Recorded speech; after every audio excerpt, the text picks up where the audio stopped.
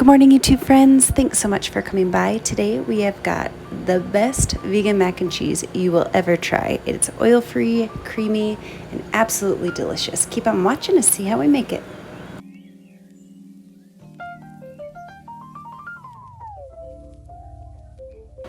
Okay guys, first things first, we have got a cup and a half of raw unsalted cashews. We're just going to dump those in a bowl, and I'm going to pour some boiling water over them. We're going to let them soak while we get the rest of our ingredients together. So probably about a half an hour total. So we're just softening them up, so when we blend them with all the rest of our ingredients, the sauce is going to be super creamy and velvety.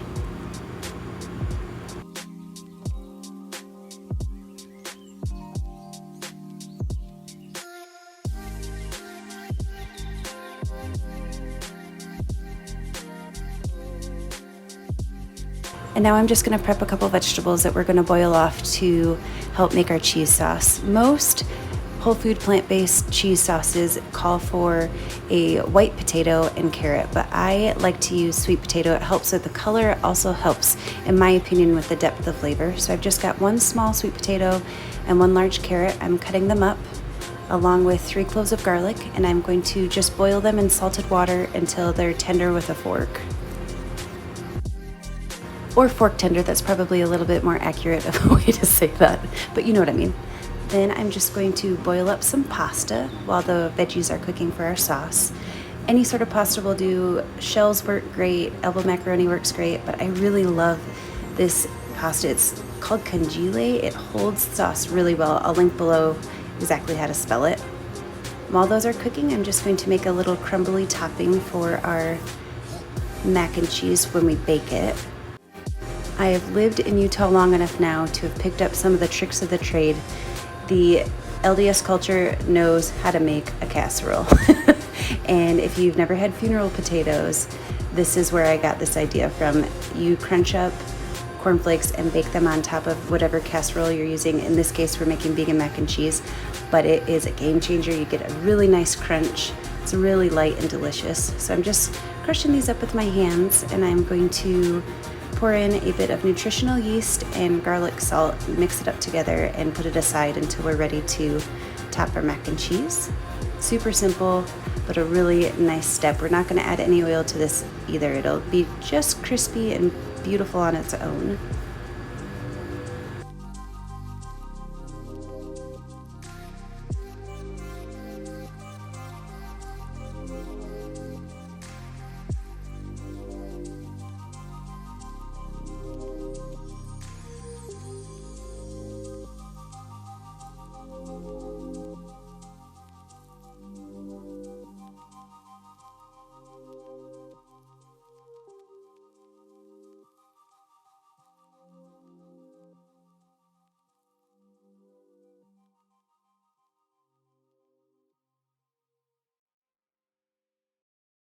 Now that we've got everything prepped while our vegetables and pasta are cooking, we are ready to start our sauce.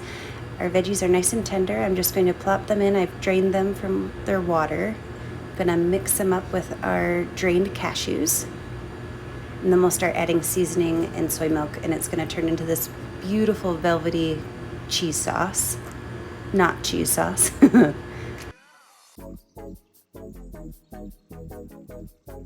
Now that everything's a bit broken up, I'm going to pour in a cup of unsweetened soy milk. That'll get things going even better. And I'm going to add a bunch of seasoning. We have got some smoked paprika, chili powder, salt, pepper, onion powder, and garlic powder.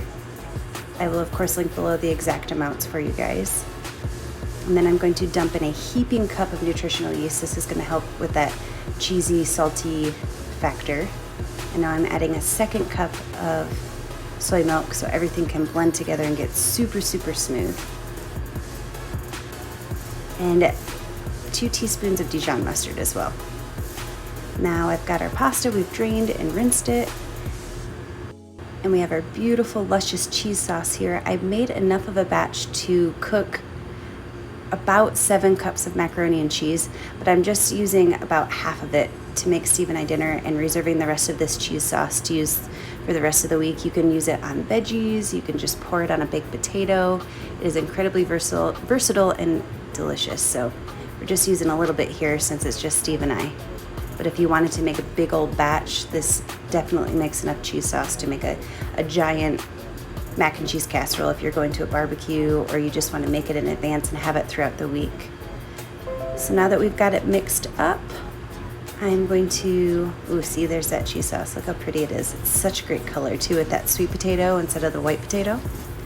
So now I've just got a cookie sheet here, and I've been dying to use these little casseroles. Steve's parents gave them to us for Christmas. Aren't they beautiful? Thank you, Julie and Ellen. Little shout out. They're so gorgeous. They're gonna be great for these little personal mac and cheeses I'm making. So I'm just going to divvy up our pasta. Got 3 cups of cooked pasta here. Divvying them up into each casserole dish, and then we are going to top them with that cornflake crunchy topping. And we're gonna pop them in the oven. These are gonna be so good, I can't wait.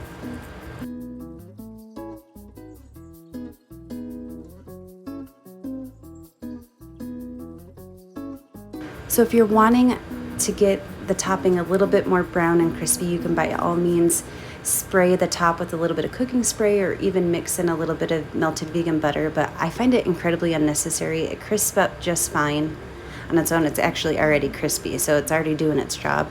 And that way you don't have to have any oil in this entire recipe, which is kind of amazing for mac and cheese, right? So I'm just being really generous with this topping. And we're going to pop it in a 375 degree Fahrenheit oven for about 20 minutes until everything gets nice and golden and warmed up. And that's all she wrote. You've got yourself, in my opinion, the best vegan mac and cheese I've ever had. And here we are after 20 minutes, nice and golden and gooey. You can have these just on their own, or Steve and I were gonna also eat some barbecue mushroom sandwiches with them. I've got an awesome recipe for that. I will also link that in here. I hope you guys give this a shot. It is a game changer in the vegan cheese department. Thank you so much for watching, guys. I hope that you're staying safe and healthy, and I can't wait to talk to you soon. Cheers.